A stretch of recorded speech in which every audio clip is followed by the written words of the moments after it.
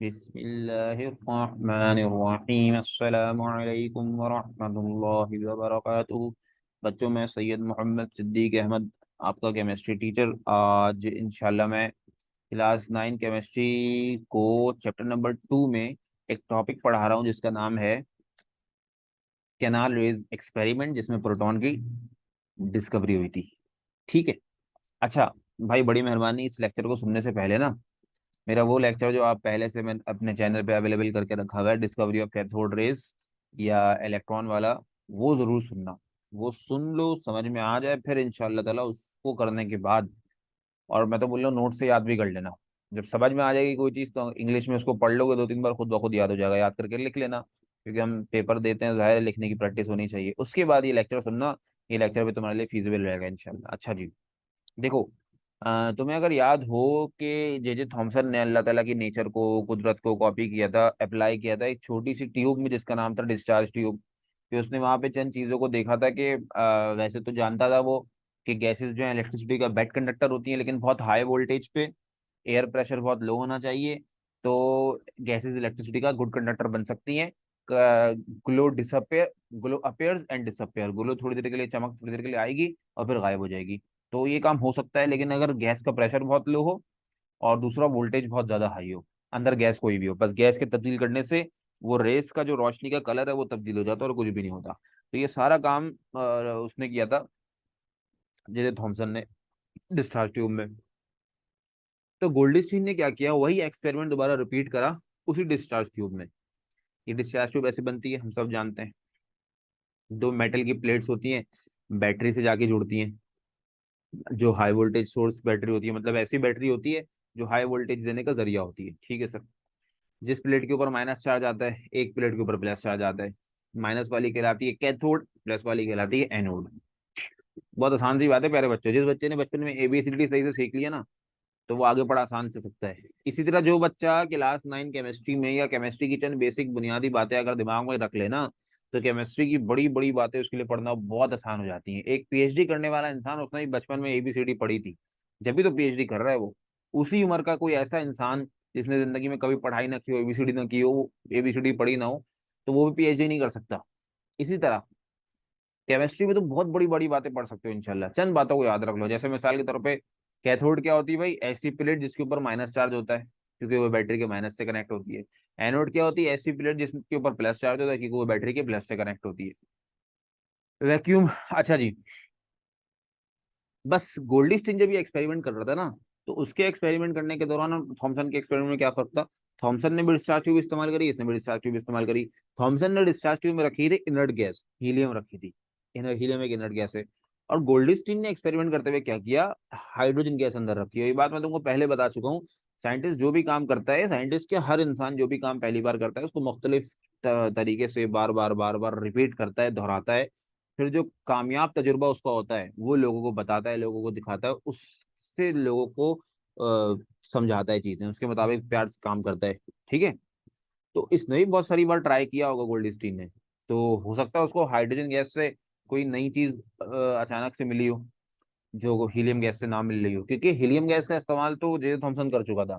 और helium gas को इस्तेमाल करके 10,000 वोल्टेज पे जे थॉमसन ने कैथोड रेस की डिस्कवरी कर ली थी। वही काम सारा ये करता तो कुछ मुख्तलिफ कर नहीं पाता। उसने बहुत ट्राई की होगी, कर करके हाइड्रोजन गैस जैसी डिस्चार्ज ट्यूब में रखी, तो उसने नई चीज को ऑब्जर्व किया, जो कि तुम अभी करोगे इंशाल्लाह। बाकी हाइड्रोजन गैस कम मिकदार में, क्योंकि भाई देखो, डिस्चार्ज ट्यूब की ये शर्त है, डिस्चार्ज ट्यूब का सही इस्तेमाल पहली बार जो खानदानी तरीके से इस्तेमाल किया था, वो जे थॉमसन और विलियम क्रुक्स ने किया था। और वो कैसे किया था, जे थॉमसन ने कुदरत की नकल करी थी कि जहाँ पे सारा काम हो रहा है, बिजली जहाँ पे चमकती है, जमीन तक आती है, वो हाई एल्टीट्यूड्स है, वहाँ एयर का प्रेशर बहुत लो होता है। एयर का प्रेशर लो होने का मतलब वहाँ गैसेस बहुत कम मिकदार में होती हैं लेकिन बहुत कम मिकदार में होती हैं। अच्छा जी। और हाई वोल्टेज होता है बहुत ज्यादा। तो इसी तरह यही चीजें उसने डिस्चार्ज ट्यूब में अप्लाई कर दी। तो डिस्चार्ज ट्यूब के कुछ बेसिक उसूल हैं, बेसिक कानून है, बुनियादी कानून कवानीन, कि अंदर गैस कोई भी हो, उसका प्रेशर कम होना चाहिए। अब कम प्रेशर के लिए गैस भी कम डालनी पड़ेगी। तो गैस को कम रखने के लिए, प्रेशर को मेंटेन करने के लिए, एक ट्यूब को, ये जो डिस्चार्ज ट्यूब में पाइप के जरिए, ये पाइप लगाया है, वैक्यूम पंप की तरफ जाता है। मैंने पिछली क्लास में भी बताया था, पिछले लेक्चर में, अभी भी बता रहा हूँ। यहाँ वैक्यूम पंप मत लिखना, यहाँ लिखना टू वैक्यूम पंप, TO2। ठीक है, इसका मतलब क्या होता है, कि डिस्चार्ज ट्यूब से एक पाइप निकल के वैक्यूम पंप की तरफ जा रहा है, ठीक है सर, जो कि अंदर गैस के प्रेशर को मेंटेन रखता है। और 10,000 के वोल्टेज पे कैथोड रेज डिस्कवर हो गई, जो कि जिथे थॉमसन ने भी की थी और गोल्डस्टीन ने भी ऑब्जर्व कर ली। लेकिन अब आगे की बात सुनो जरा। गोल्डस्टीन ने क्या ऑब्जर्व किया, उस चीज को ऑब्जर्व करने के लिए ना चैन मेरी बातों का जवाब दो। इसके अंदर बहुत सारी हाइड्रोजन गैस भरी हुई है। हाइड्रोजन गैस का मतलब क्या हुआ, हाइड्रोजन के मॉलिक्यूल भरे हुए, मतलब H2 H2 का मतलब H और H, है ना। हाँ सर ऐसा ही है, मतलब H2 का मतलब दो हाइड्रोजन के एटम आपस में केमिकली कंबाइन हुए हैं। ठीक है सर, ये बात तो समझ में आती है अल्हम्दुलिल्लाह। अब जरा हाइड्रोजन के एटम को गौर से देख लेते हैं। हम सब जानते हैं बेचारा हाइड्रोजन सबसे मासूम एलिमेंट है पीरियोडिक टेबल का। क्यों? क्योंकि इसका एटॉमिक नंबर 1 है, इसका मास नंबर भी 1 है। तो सर एटॉमिक नंबर 1 और मास नंबर 1 होने से क्या होता है अभी पता चल जाएगा। इसके इलेक्ट्रॉन प्रोटॉन न्यूट्रॉन मालूम करते हैं। वैसे तो तुमको मैं पूरा तरीके से सिखाऊंगा इंशाल्लाह, प्रैक्टिस भी करेंगे इसकी। लेकिन अभी खाली सुन लो कि एटम का जो एटॉमिक नंबर होता है ना, वही उसके इलेक्ट्रॉन वही उसके प्रोटॉन होते हैं। ठीक है, यस सर। अब एटम का एटॉमिक नंबर क्या है हाइड्रोजन का 1, तो इसके इलेक्ट्रॉन भी 1 प्रोटॉन भी 1। तो ये बात दिमाग में रखना, बहुत आसानी सी बात है कि एटम का जो भी एटॉमिक नंबर होगा वही एटॉमिक नंबर उसका इलेक्ट्रॉन भी होगा, वही एटॉमिक नंबर उसका प्रोटॉन भी होगा। तो हाइड्रोजन का एटॉमिक नंबर 1 है, तो 1 इसका इलेक्ट्रॉन भी है, 1 इसका प्रोटॉन भी है। Done sir. और मास नंबर मालूम करने का बड़ा आसान फॉर्मूला है, सॉरी न्यूट्रॉन मालूम करने का बड़ा आसान फॉर्मूला है। Mass number minus atomic number, mass number को एटॉमिक नंबर से माइनस करा दो। अब बताओ भाई, हाइड्रोजन का मास नंबर क्या है सर 1, माइनस इसका एटॉमिक नंबर क्या है सर 1, 1 माइनस 1 क्या हुआ सन्नाटा 0।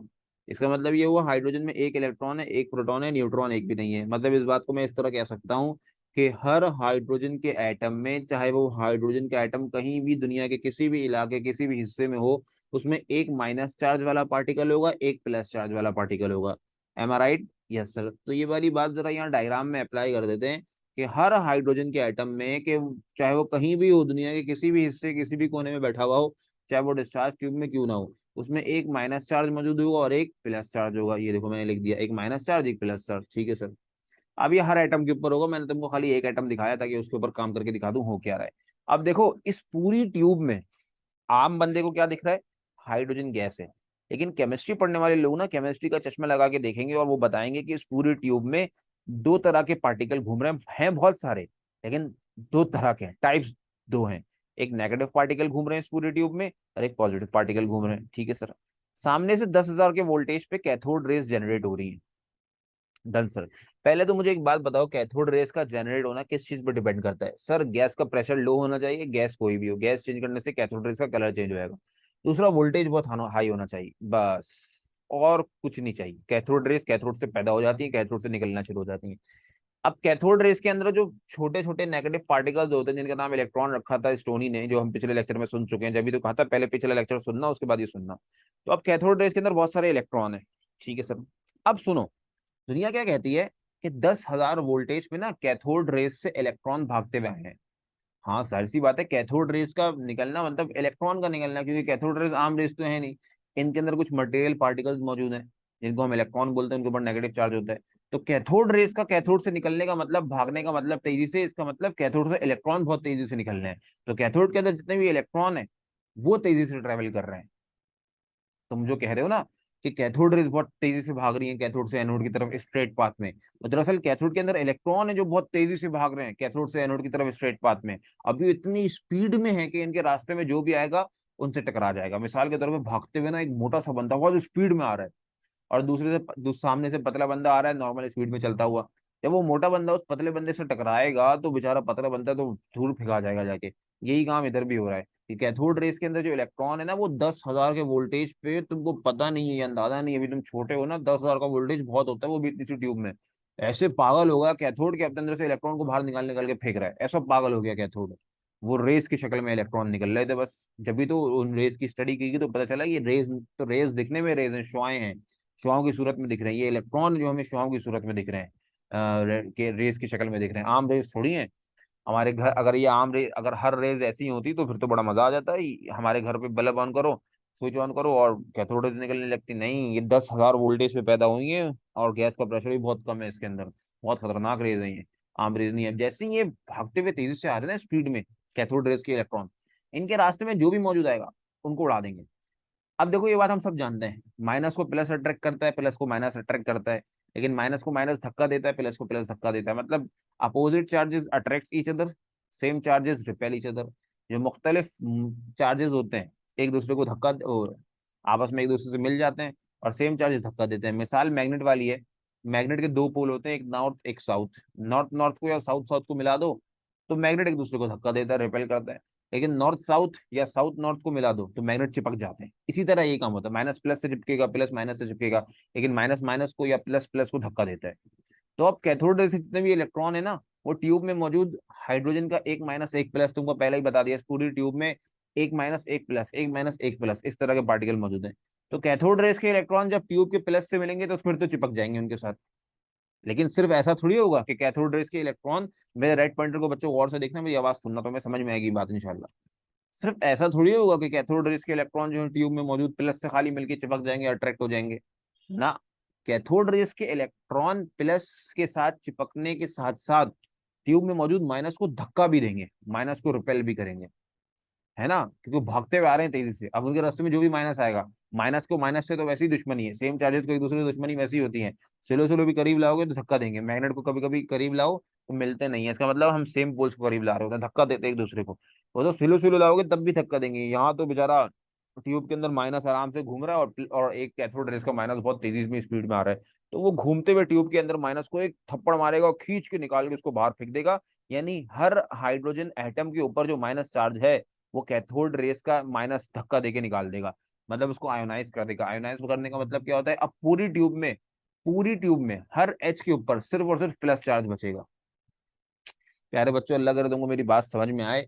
ये तुमको मैं अगर बोर्ड पे अपने सामने फिजिकली पढ़ा रहा होता ना तो तुम्हारी तवज्जो मैं इधर रखवाता। उम्मीद है तुम अभी भी रख रहे होगे। भाई सोचो, सीधी सी बात, पहले क्या हमने तय कर लिया कि पूरी ट्यूब में हर एच के ऊपर माइनस और एक प्लस चार्ज है। मतलब पूरी ट्यूब में दो तरह के पार्टिकल्स घूम रहे हैं, एक माइनस चार्ज वाले पार्टिकल, एक प्लस चार्ज वाले पार्टिकल। जब कैथोड रेस के इलेक्ट्रॉन इस माइनस चार्ज वाले से टकराएंगे उसको, क्योंकि कैथोड रेस के इलेक्ट्रॉन बहुत तेजी में भागते हुए आ रहे हैं कैथोड की तरफ से 10,000 वोल्टेज पे, तो एच के इलेक्ट्रॉन को धक्का देके निकाल देंगे। जब एच के ऊपर से माइनस चार्ज धक्का खा के निकल जाएगा तो एच के ऊपर बचेगा क्या, सिर्फ फिर प्लस चार्ज बचेगा। और इसी एच प्लस को तो हम प्रोटॉन बोलते हैं। अब सुनो मेरी बात, गौर से सुनना। अब पूरी ट्यूब में एच के ऊपर माइनस प्लस दो तरह के चार्जेस थे। तो एच के ऊपर का जो माइनस है वो कैथोड रेस का इलेक्ट्रॉन धक्का खा के उसको निकाल दिया। कैथोड रेस के इलेक्ट्रॉन ने एच के माइनस को धक्का दिया और एच के ऊपर से माइनस चार्ज निकाल दिया। अब पूरी ट्यूब में हर एच के ऊपर से अगर minus charge minus charge minus charge निकलता जा रहा है तो पूरी ट्यूब में हर एच के ऊपर सिर्फ कौन सा चार्ज बच रहा है, प्लस चार्ज बच रहा है सर। इसका मतलब अब पूरी ट्यूब में सिर्फ और सिर्फ आहिस्ता आहिस्ता करके आहिस्ता आहिस्ता करके क्या बाकी रह जाएगा, एच प्लस बाकी रह जाएगा। हाँ सर, अब सुनो मेरी बात, पूरी ट्यूब में एच प्लस बाकी है। अब हुआ क्या था, अब मेरे स्लाइड पॉइंटर को देखना। हाई वोल्टेज पे कैथोड रेस के इलेक्ट्रॉन भागते हुए आए तेजी से और एच के माइनस को धक्का दिया और पूरी ट्यूब में सिर्फ एच पॉजिटिव बच गया। अब क्योंकि ये एच धक्का खाएगा, कैथोड के इलेक्ट्रॉन धक्का करके थोड़ा सा इस तरफ जाएगा, मेरे राइट पॉइंटर को देखो, इस तरफ जाएगा सीधे हाथ पे एनोड की तरफ। अब एनोड के ऊपर खुद क्या चार्ज है, प्लस चार्ज। सर एच के ऊपर भी क्या चार्ज बचा है, प्लस चार्ज। ये एनोड का प्लस एच के प्लस को फौरन धक्का दे देगा। मतलब हुआ क्या, कैथोड रेस के इलेक्ट्रॉन ने एच को धक्का दिया तो एच का इलेक्ट्रॉन निकला और पूरी ट्यूब में एच पॉजिटिव बचा। अब क्योंकि एच पॉजिटिव धक्का खा के आ रहे हैं ना कैथोड के इलेक्ट्रॉन की तरफ से, धक्का खा के इस तरफ आएंगे तो इधर बेचारे एनोड के पास सहारा ले लेंगे कि हम एनोड पे जाके सुकून से बैठ के सो जाएंगे। एनोड बोल रहे हो इधर इधर बात सुनो, मैं खुद पॉजिटिव हूँ, तुम भी पॉजिटिव हो, कभी मिल नहीं सकते। धक्का खा के एनोड भी इनको धक्का दे देगा, मतलब एनोड भी क्या करेगा, इनको रिपेल कर देगा, फेंक देगा इस तरफ। अब जैसे ही एनोड इनको इस तरफ फेंकेगा वो बेचारे रोते हुए जाएंगे, कहाँ जाए हम, कहाँ जाए, इधर आएंगे, उनको देखेगा इधर कैथोड, बोलेंगे अरे वाह, ये जितने भी एच पॉजिटिव है खुश हो जाएंगे, कहेंगे हम तो पॉजिटिव हैं। और कैथोड के ऊपर होता है माइनस चार्ज, हम कैथोड से अट्रैक्ट होना शुरू हो जाते हैं, कैथोड से चिपकना शुरू हो जाएंगे और चुपचाप सुकून से आके पूरी ट्यूब में जितना भी एच पॉजिटिव है, जो कि पहले इलेक्ट्रॉन के धक्का खाने की वजह से इधर पुश होके इस तरफ एनोड की तरफ आएगा, एनोड इनको रिपेल करके धक्का देके इस तरफ भेजेंगे तो कैथोड की तरफ जाके चिपक जाएंगे, सुकून से बैठ जाएंगे। लेकिन ये सारे के सारे हैं तो पार्टिकल, है तो जर्रात। पहले बताओ प्यारे बच्चों, यहाँ तक बात समझ में आई? जी सर अल्हम्दुलिल्लाह, कुछ हल्का फुल्का अल्लाह के बदले समझ में आएगा। पूरी ट्यूब में सिर्फ और सिर्फ एच पॉजिटिव बच जाएगा और कुछ भी नहीं बचेगा, जो कि अब कैथोड की तरफ अट्रैक्ट होगा, कैथोड से चिपकेगा, क्योंकि कैथोड के ऊपर क्या चार्ज है, माइनस चार्ज। ठीक है सर। अब क्योंकि है तो ये सारे पार्टिकल्स, सारे जर्रात हैं। अब ये कैसे देखें गोल्ड स्टीन को, उसने क्या किया, कैथोड के ऊपर होल करे, सुराख कर दिए। मैं तुम्हें एक बात बताऊं, सुराख को बोलते हैं हम परफोरेशन। अगर मैं पंखे में सुराख कर दूं ना वो कहलाएगा परफोरेटेड पंखा। अगर मैं माउस में सुराख कर दूं तो कहलाएगा परफोरेटेड माउस, मैं लैपटॉप में सुराख कर दूं कहलाएगा परफोरेटेड लैपटॉप। और मैंने क्या गोल्ड स्टीन ने क्योंकि कैथोड के ऊपर सुराख कर दी, ये कहलाएगा परफोरेटेड कैथोड, ऐसा कैथोड जिसमें सुराख हुआ है। जब भी तो एमसीक्यूज आती है कि ड्यूरिंग कैनाल लेज एक्सपेरिमेंट, जो गोल्ड स्टीन ने एक्सपेरिमेंट किया था इसको कैनाल लेज एक्सपेरिमेंट कहते हैं, क्यों भी बात पता चल जाएगी। Cathode is used of dash, perforated cathode. Cathode आम कैथोड नहीं था, परफोरेटेड कैथोड था, सुराख वाला कैथोड इस्तेमाल किया था इन्होंने। अब सुराख किया तो क्या हुआ, ये तो बात हम जानते हैं, सारे ट्यूब में एच पॉजिटिव अब कैथोड की तरफ चिपकेंगे आगे। अब जैसे इनके अंदर सुराख दिखेगा वो सुराख के अंदर से निकलना शुरू करेंगे। अब मेरे राइट पॉइंटर को देखो और से मेरी बात का जवाब दो, जब सारे एच पॉजिटिव इस कैथोड के सुराख से निकलेंगे पीछे जाके किससे टकराएंगे? सर ये पीछे जो डिस्चार्ज ट्यूब की ग्लास वॉल है इससे टकराएंगे। और टकराते ही ना इन्होंने चमक प्रोड्यूस करना शुरू करी। तो यहाँ से गोल्डी स्टीन को ये बात जो उसके दिमाग में घूम रही थी, उसको शक हो रहा था कि भाई कैथोड रेस के इलेक्ट्रॉन एच के इलेक्ट्रॉन को आयोनाइज कर देंगे, निकाल देंगे, तो पूरी ट्यूब में एच पॉजिटिव बचेगा जो कि एनोड से और धक्का खा के कैथोड की तरफ आगे आएगा। लेकिन ऐसा हो रहा है कैसे पता चलेगा? उसने सुराख कर दी। जब सुराख करे, क्योंकि वो एच पॉजिटिव तेजी से मूव करते हुए आ रहे थे एनोड से धक्का खा के, हम सुकून से कैथोड के ऊपर बैठेंगे, तो कैथोड के सुराख से गुजरे और पीछे डिस्चार्ज ट्यूब की ग्लास वॉल पे टकराया, टकराते ही इन्होंने रेड कलर का ग्लो, लाल चमक प्रोड्यूस करना शुरू करी। इससे उसको यकीन हो गया गोल्ड स्टीन को कि वाकई इस ट्यूब में अब सिर्फ एच पॉजिटिव मौजूद है जो रेस के तौर पे भाग रहा है, निकल रहा है। और इनकी कंफर्मेशन कैसे हुई? इन सुराखों से निकल के, इन सुरंगों से निकल के, इन परफोरेशन से निकल के, क्योंकि ये सुराख बिल्कुल कैनाल्स की तरह, सुरंगों की तरह बने हुए थे। डेट्स वाई हम इस एक्सपेरिमेंट को कैनाल रेज एक्सपेरिमेंट भी कहते हैं। मतलब ऐसा एक्सपेरिमेंट, बच्चे क्या कहते हैं, एनोड रेज डिस्कवर हुई। नहीं भाई, 10,000 वोल्टेज पे कैथोड से तो रेज निकली नहीं। क्या एनोड से अब तक कोई रेज निकली? नहीं सर, अब तक तो कोई रेज निकली नहीं एनोड से, सारी कैथोड रेज ने ही काम किया। एच के जितने भी इलेक्ट्रॉन थे उसको निकाल के पूरी ट्यूब में एच पॉजिटिव बचा, वो एच पॉजिटिव कैथोड रेज के होल के अंदर से, सुराख के अंदर से, कैनाल्स के अंदर से, सुरंगों के अंदर से निकला और पीछे रेड कलर की चमक हुई। तो सुरंगों के अंदर से निकलने से इनकी कंफर्मेशन हुई, that's why these rays are also called सुरंगी रेज, मतलब कैनाल रेज। और पूरी ट्यूब में एच पॉजिटिव की डिस्कवरी हो गई। इस एच पॉजिटिव को हम नाम देते हैं प्रोटॉन्स का, तुम्हारे सामने लिखा हुआ ऊपर। और एक्सपेरिमेंट कैनाल रेज एक्सपेरिमेंट कहलाता है। तो एनोड रेज जैसी अब तक कोई रेज डिस्कवर नहीं हुई है, कैनाल रेज कहलाती है ये। इस एक्सपेरिमेंट का नाम है डिस्कवरी ऑफ प्रोटॉन, यानी कैनाल रेज एक्सपेरिमेंट, जिसको करने वाले भाई साहब कौन थे? Goldstein. तो पहले बच्चों यहाँ तक बात समझ में आई? अच्छा, अब एक बात का जवाब दो मुझे, कैथोड रेज का डिस्कवर होना किस चीज पे डिपेंड करता है? दो चीजों पे। एक, गैस का प्रेशर लो हो, गैस कैसे भी हो, गैस का नेचर कोई भी हो, और वोल्टेज बहुत हाई होना चाहिए, तो कैथोड रेज डिस्कवर हो जाएंगी, कैथोड रेज निकल जाएंगी। ठीक है। अच्छा, सुनना मेरी बात जरा और से, बहुत प्यार से सुनना बच्चों। अंदर गैस जो भी भरी हुई हो, अगर गैस का प्रेशर बहुत लो है, मतलब गैस बहुत कम है, वोल्टेज बहुत हाई है, तो कैथोड से रेज तो निकलेंगी। गैस अगर तुम चेंज कर दोगे तो कैथोड रेज का कलर चेंज हो जाएगा, बस और कुछ भी नहीं होगा, वरना रेज तो निकलेंगी। लेकिन ये जो कैनाल रेज हैं, ये क्या गैस के ऊपर डिपेंड करती है? कैथोड रेज तो गैस के नेचर पर डिपेंड नहीं करती। गैस का नेचर मतलब गैस कोई भी हो, लेकिन गैस का प्रेशर कम होना चाहिए बस। गैस हीलियम रखो, गैस हाइड्रोजन रखो। वो थॉमसन ने हीलियम तो इसलिए रखी थी क्योंकि वो बिल्कुल नेचर की कॉपी करना चाह रहा था, पहली बार कर रहा था ना, कोई रिस्क लेना नहीं चाह रहा था, बोला जैसा नेचर है मैं वैसे ही करूंगा मैं। तो अब हाई एल्टीट्यूड पे, ऊंची ऊंची जगहों पे जहाँ से बिजली गिरती है, वहां पे जो है इनर्ट गैसेस थी, तो इसने भी, थॉमसन ने भी इनर्ट गैसेस को इस्तेमाल किया, कोई रिस्क लेना नहीं चाहता था। अब गोल्ड स्टीन ने कुछ मुख्तलिफ करके देखा और उसने देखा कि अंदर कोई भी गैस रख दो, गैस के नेचर को तब्दील करने से, यानी गैस तब्दील करने से कैथोड रेज के ऊपर कोई फर्क नहीं पड़ता, कैथोड रेज तो डिस्कवर होती ही है। लेकिन मुझे एक बात बताओ, ये जो कैनाल रेज हैं जो कि एच पॉजिटिव कहलाती हैं, क्या ये गैस के ऊपर डिपेंड करती हैं? बिल्कुल करती हैं सर, क्योंकि अभी जितने भी ट्यूब में एच पॉजिटिव मौजूद हैं ये हाइड्रोजन के एच पॉजिटिव हैं, हाइड्रोजन के प्रोटॉन है। और हाइड्रोजन में तो एक ही प्रोटॉन होता है क्योंकि इसका एटॉमिक नंबर 1 है। अगर मैं बात करूं हीलियम की, तो उसका एटॉमिक नंबर तो 2 है, उसमें तो 2 प्रोटॉन है। तो हाइड्रोजन से पैदा होने वाली कैनाल रेज एक एक प्रोटॉन वाली हैं, हल्की हैं। लेकिन हीलियम से अगर कैनाल रेज पैदा होंगी तो देखो, कैनाल रेज तो पैदा होंगी क्योंकि 10,000 वोल्टेज पे कैथोड रेज निकलनी है। कैथोड रेज निकलने का मतलब 10,000 वोल्ट पे कैथोड के इलेक्ट्रॉन अंदर मौजूद गैस के इलेक्ट्रॉन को धक्का देंगे, चाहे वो कोई भी गैस हो। लेकिन सवाल ये पैदा होता है कि जब अंदर के तमाम गैस के इलेक्ट्रॉन को कैथोड रेज के इलेक्ट्रॉन धक्का देके निकाल देंगे, तो अंदर जो एच पॉजिटिव बचेगा, जो प्रोटॉन बचेगा, वो कितना कितना बचेगा? अगर वो हाइड्रोजन का है तो एक एक प्रोटॉन बचेगा। अंदर जो कैनाल रेस प्रोड्यूस होंगी हाइड्रोजन की वजह से, वो थोड़ी हल्की होंगी एज कम्पेयर टू हीलियम, क्योंकि हीलियम की वजह से जो प्रोटॉन प्रोड्यूस होगा, जो प्रोटॉन पैदा होगा, वो दो दो प्रोटॉन होंगे, क्योंकि हीलियम का एटॉमिक नंबर 2 है। तो देखो, कैनाल रेज गैस की नेचर पर डिपेंड करती है, गैस के ऊपर डिपेंड करती है कि जैसी गैस होगी वैसी ही कैनाल रेज होंगी, वैसे ही प्रोटॉन होंगे। अगर हाइड्रोजन से कैनाल रेज डिस्कवर हो रही है, पैदा हो रही है, तो हल्की होंगी, उसमें एक प्रोटॉन वाली होंगी। हीलियम से पैदा हो रही है तो थोड़ी भारी होंगी, हाइड्रोजन से दो प्रोटॉन वाली होंगी। मिसाल के तौर पे नियॉन गैस मैंने अंदर भर दी है, तो है तो वो गैस, उसे इलेक्ट्रॉन तो उसके अंदर भी होंगे, प्रोटॉन तो उसके अंदर भी होंगे। तो कैथोड रेस का इलेक्ट्रॉन जो है नियॉन के इलेक्ट्रॉन को निकालता जाएगा, आयनाइज करता जाएगा, अंदर सिर्फ नियॉन के ऊपर प्लस चार्ज बच जाएगा। ठीक है, तो वो कैनाल रेस कहलाएंगी। पॉजिटिव रेस भी कहलाती हैं वो। कैनाल रेस क्यों? क्योंकि वो सुरंगों के अंदर से, सुराख के अंदर से गुजर के उनकी कन्फर्मेशन हुई थी। और पॉजिटिव रेस क्यों? क्योंकि उसमें पॉजिटिव चार्ज बचा। लेकिन अब जो उसके ऊपर पॉजिटिव चार्ज बचेगा, हाइड्रोजन के अंदर जब सारे इलेक्ट्रॉन निकल गए, होते ही कितने हैं? हर एच के अंदर एक एक इलेक्ट्रॉन होता है, तो हर एच के ऊपर एक पॉजिटिव बचा। लेकिन अगर नियॉन की बात की जाए, जब नियॉन से सारे इलेक्ट्रॉन निकल जाएंगे तो हर नियॉन के ऊपर 10-10 प्लस चार्ज बचेंगे, 10-10 प्रोटॉन बचेंगे।